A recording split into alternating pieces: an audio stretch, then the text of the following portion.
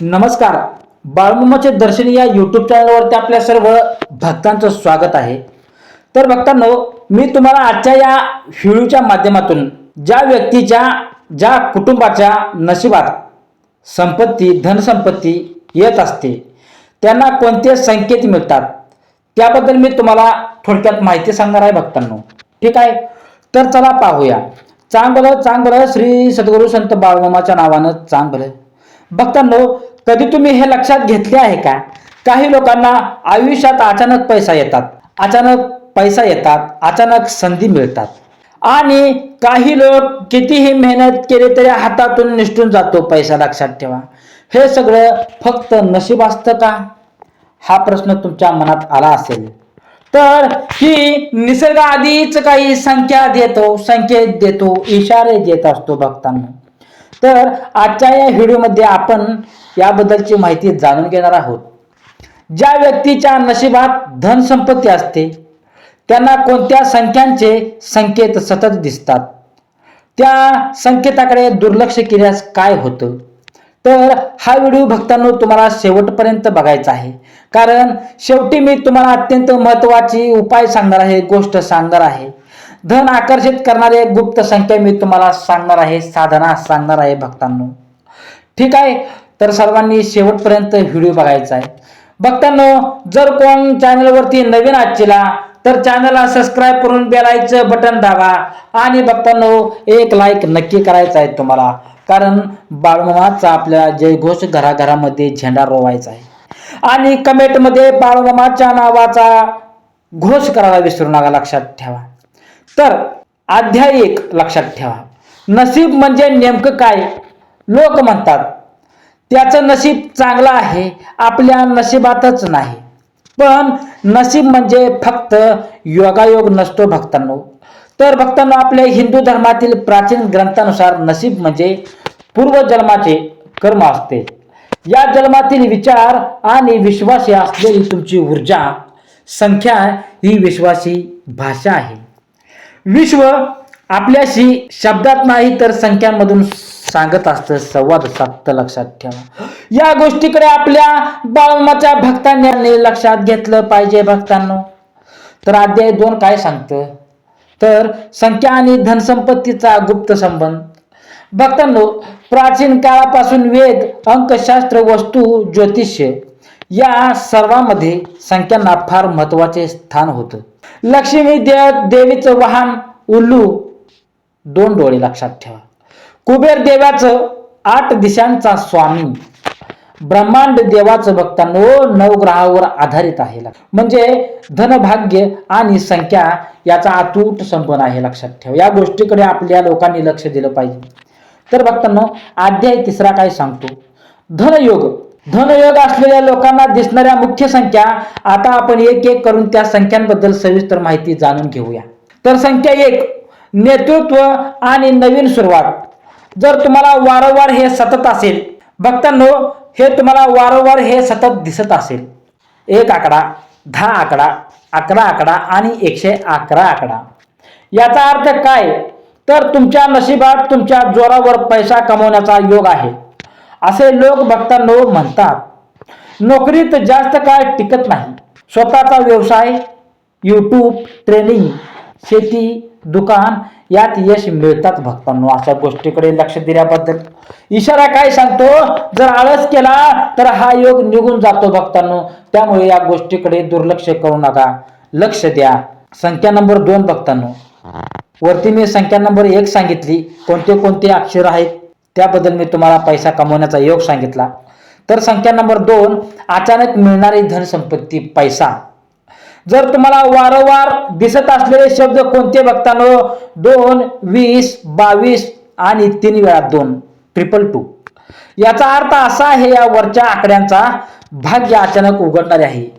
जर तुम्हाला हे वरती मी तुम्हाला 4 आकडे सांगितले, ते जर तुम्हाला सतत दिसत असतील तर तुमचे भाग्य उघडणार आहे. लक्षात ठेवा. तर असे लोक लक्षात ठेवा. वारसा, जमीन, कोर्ट केस जिंकणे, लॉटरीचा अचानक लाभ मिळतो. लक्षात ठेवा. यातून पैसा मिळतो भक्तांनो.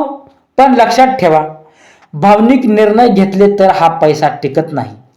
संख्या नंबर 3, देवाची कृपा भक्तांनो, लक्ष देऊन ऐका भक्तांनो, भगिनींनो.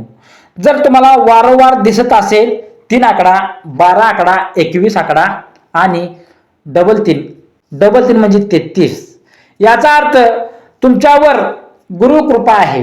जर भक्तांनो तुम्हाला वरचे 4 आकडे 3, 12, 21, 33 या आकडे तुम्हाला वारंवार दिसत असतील तर तुमच्यावर गुरुची कृपा आहे, लक्षात ठेवा. असे लोक आध्यात्मिक प्रवचन, शिक्षण आणि मार्गदर्शन यातून पैसा मिळवतात, लक्षात ठेवा. हे लोक जितके लोकांना मदत करतात तितकं त्यांचं धन वाढतं. भक्तांनो, या वरच्या आकड्याकडे लक्ष देऊन याचा अभ्यास करा चांगल्या पद्धतीने. भक्तांनो, संख्या क्रमांक 5, व्यापार आणि चतुराई जर तुम्हाला दिसत असेल, भक्तांनो जर तुम्हाला हे आकडे दिसत असतील तर कोणते 5, 14, 23 आणि 555, याचा अर्थ भक्तांनो असा होतो की तुमच्या नशिबात व्यापार, दलाली, कमिशन, ऑनलाईन कामं, हे लोक बोलण्यात हुशार असतात, लक्षात ठेवा. संधी ओळखणारे असतात, जोखीम घेणारे असतात, लक्षात ठेवा. पण फसवणूक केली तर धनयोग संपतो भक्तांनो.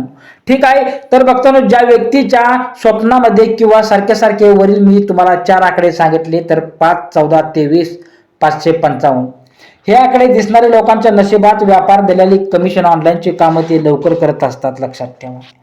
ते लोक बोलण्यात हुशार असतात, संधी लवकर मिळते, जोखीम घेणारे असतात. फसवणूक केली तर त्यांनी त्यांच्यापासून संपत्ती निघून जाते, लक्षात. तर वरच्या लोकांनी लक्ष दिले पाहिजे. तर संख्या नंबर 8, कुबेराचा अंक. भक्तांनो, कुबेराचा अंक अत्यंत शक्तिशाली आहे. जर तुम्हाला सतत दिसत असेल तर 8, 17, 26, 888 हा सर्वात मोठा संकेत आहे. याचा अर्थ काय होतो भक्तांनो, वरील जी मी तुम्हाला 4 अंक सांगितले याचा अर्थ काय होतो, तुमच्या नशिबात मोठी संपत्ती, जमीन, गाडी, बंगला. पण भक्तांनो, अट काय आहे त्याची, संघर्षाशिवाय तुम्हाला मिळणार नाही. थोडं तर तुम्हाला संघर्ष करावा लागेल. 8 नंबरची लोक उशिरा यशस्वी होतात, पण एकदा यश आले की ती थांबत नाही कधीच, लक्षात. अध्याय 4, 11, 22 आणि 33 मास्टर नंबर आहेत, लक्षात ठेवा. अत्यंत चांगला नंबर आहे. या नंबराकडे सर्वांनी लक्ष दिलं पाहिजे. 11, 22 आणि 33 मास्टर नंबर आहेत, लक्षात ठेवा. जर तुम्हाला केवळ पाहताना वारंवार दिसत असतील 11, 11, 22, 22, 12, 12 हे संकेत आहेत, विश्व तुम्हाला तयार करत आहे. अशा लोकांना भक्तांनो योग्य वेळी योग्य व्यक्ती भेटते, अचानक संधी मिळते. भक्तांनो, लक्ष द्या आणि मनापासून हे सर्व आकड्यांकडे मी तुम्हाला सांगत आहे तर त्या सर्व संख्यांकडे, आकड्यांकडे लक्ष दिले. अध्याय क्रमांक 5, संख्या दिसणं म्हणजे नशीब पक्क असतं, लक्षात नाही. संख्या म्हणजे भक्तांनो इशारा, संधी. जर तुम्ही मेहनत नाही केली, लोभ वाढवला, चुकीचे मार्ग स्वीकारले तर धनयोग निघून जातो. त्यामुळे वरील जो आकडे तुम्हाला मी सांगितले आहेत, संख्या दिसणं म्हणजे नशीब पक्क नाही, लक्षात ठेवा. त्यामुळे धनयोग निघून जातो. चुकीचा मार्ग तुम्ही कधीच निवडायचा नाही. या गोष्टीकडे सर्वांनी लक्ष दिलं पाहिजे. जर का तुम्ही चुकून लोभापायी जर चुकीचा मार्ग निवडला तर तुम्हाला तुमच्यापासून धन हे निघून जातं. या गोष्टीकडे सर्वांनी लक्ष दिलं पाहिजे. तर भक्तांनो, आता प्रश्न असा आहे की या संख्यांचे संकेत दिसल्यानंतर नेमकं काय करायला हवं. कोणती एक चूक धनसंपत्ती दूर करते आणि कोणती गुप्त संख्या साधना घरात लक्ष्मी स्थिर करते, हे सगळं जाणून घेऊया आता आपण, लक्षात ठेवा. ठीक आहे. तर भक्तांनो, जर तुमच्या नशिबात धनसंपत्ती असेल तर लक्ष्मी देवी अचानक येत नाही. ती येण्याआधी, ती यायच्या अगोदर निसर्ग, विश्व आणि तुमचं मन तुम्हाला स्पष्ट संकेत देत असतं. पण अडचण अशी आहे की भक्तांनो, 90% लोक हे संकेत ओळखतच नाहीत आणि जे ओळखतात ते त्याकडे दुर्लक्ष करतात. आज आपण याची माहिती पाहणार आहोत.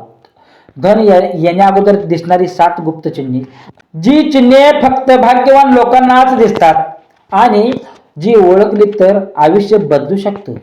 हा व्हिडिओ तुम्हाला पूर्णच बघायचा आहे भक्तांनो, कारण शेवट तुम्हाला सगळ्यात शक्तिशाली महत्त्व मी तुम्हाला उपाय आणि त्या आकड्याबद्दल तुम्हाला सांगणार आहे. तर अध्याय 1 काय म्हणतो, धन येण्याआधी का मिळतात संकेत. तर प्राचीन ग्रंथामध्ये आहे, भक्तांनो, आपल्या हिंदू शास्त्रातील प्राचीन ग्रंथामध्ये सांगितले असे आहे की लक्ष्मी स्थिर होण्याआधी मन स्थिर होतं.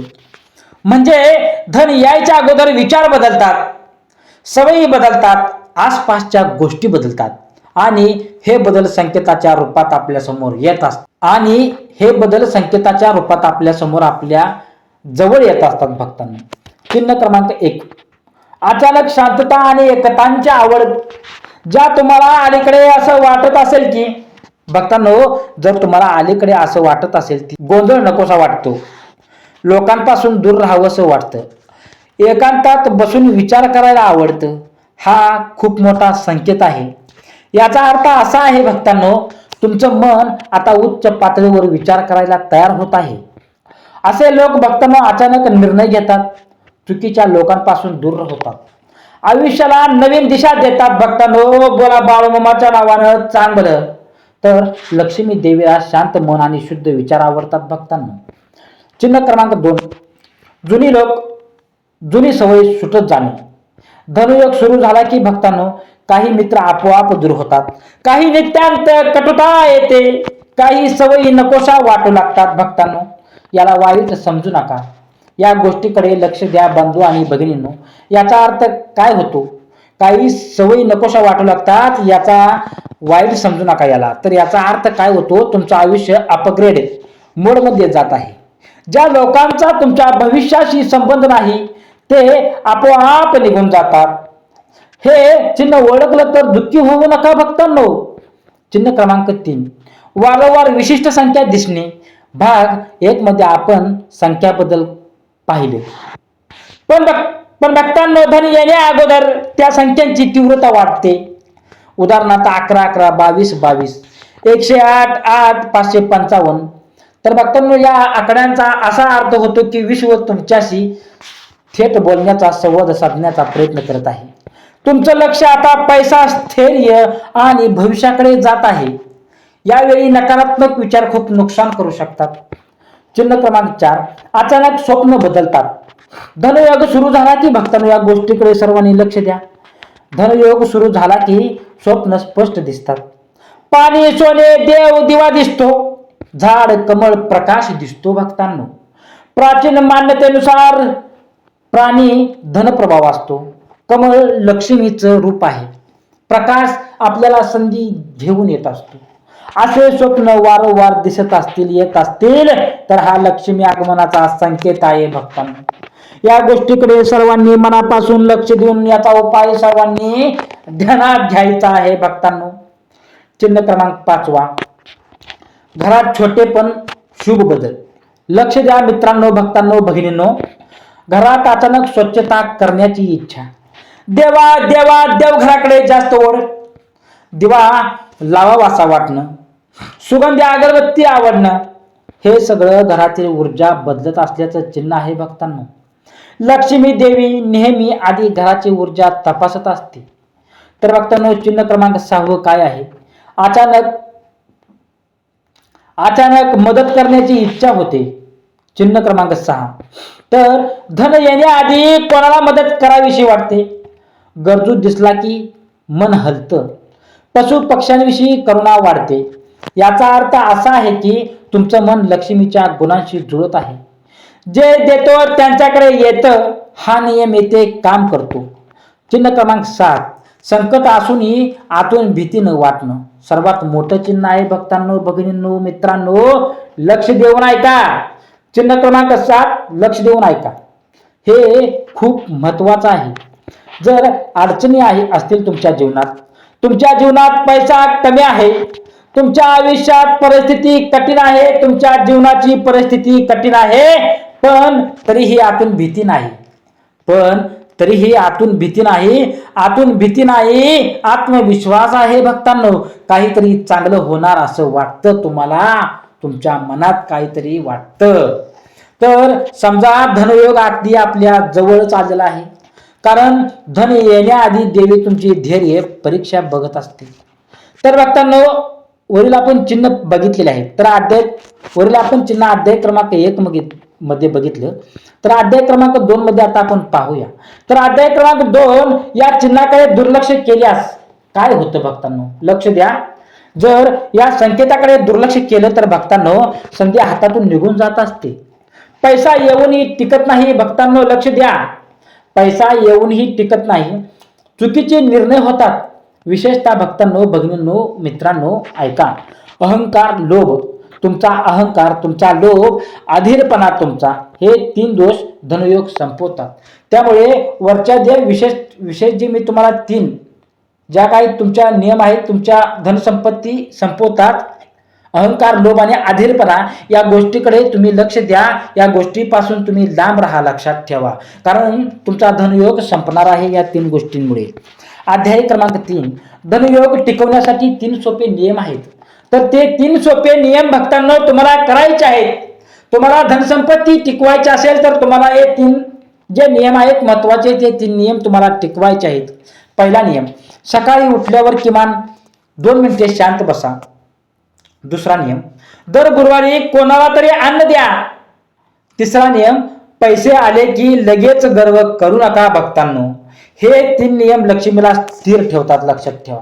बोला बाळूमामाच्या नावानं चांगलं. ठीक आहे. ठीक आहे. तर आता सगळ्यात महत्वाचा प्रश्न भक्तांनो, कोणत्या घर नंबर, मोबाईल नंबर आणि जन्मतारखेच्या संख्येमुळे धन टिकत नाही? कोणती एक मोठी चूक श्रीमंत माणसालाही गरीब बनवते आणि कोणतीही गुप्त साधना घरात पैशाचा योग सुरू करते? हे सगळं आपण भक्तांनो पुढच्या व्हिडिओच्या माध्यमातून बघणार आहे. तोपर्यंत भक्तांनो या चॅनलला तुम्ही सबस्क्राईब करा, लाईक करा, कमेंट करा भक्तांनो. ठीक आहे. तर पुढील व्हिडिओ तुमच्यासाठी लवकरच येईल, लक्षात ठेवा. ठीक आहे. तर चांगलं पुढील व्हिडिओसाठी भक्तांनो, का हा व्हिडिओ जास्तच मोठा होत चाललेला आहे, त्यामुळे मी तुम्हाला भाग 3 पुढच्या व्हिडिओच्या माध्यमातून मी तुम्हाला माहिती सांगतो. ठीक आहे. तर भक्तांनो चला, चांगलं तुम्ही हा व्हिडिओ पूर्ण बघितल्याबद्दल तुम्हा सर्वांचे मी मनापासून आभारी आहे. आणि भक्तांनो तुम्ही चॅनलला सबस्क्राईब करून बेल आयकॉनचं बटन दाबा. कमेंटमध्ये बाळूमामाच्या नावाचा जयघोष करायला विसरू नका. चला, चांगलं श्री सद्गुरू संत बाळूमामाच्या नावानं चांगलं, हरसिद्धनाथाच्या नावानं चांगलं. श्री स्वामी समर्थ. ओम बाळूमामाय नमः.